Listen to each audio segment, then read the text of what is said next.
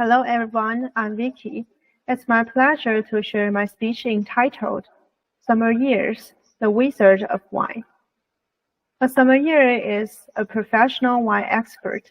They not only need to know how the wine tastes, how to store it correctly, and how to pair it with dishes, but also must be familiar with psychology to meet diners' expectations. Sommeliers are often employed by high-end restaurants or special events. They travel frequently to ensure diners have an excellent dining experience. Compared to sommeliers, the term wine tester has a broader meaning.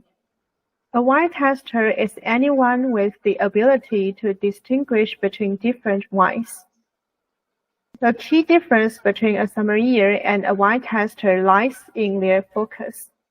A sommelier prioritizes how people experience wine, while a wine tester concentrates on its flavors and characteristics. Whether discussing sommeliers or wine testers, both are fascinating and highly professional occupations.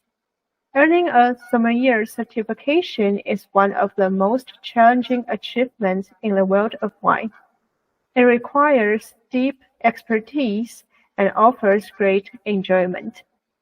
However, just like any other specialized field, it requires lifelong learning to become a true master. Thanks for listening. Have a nice day.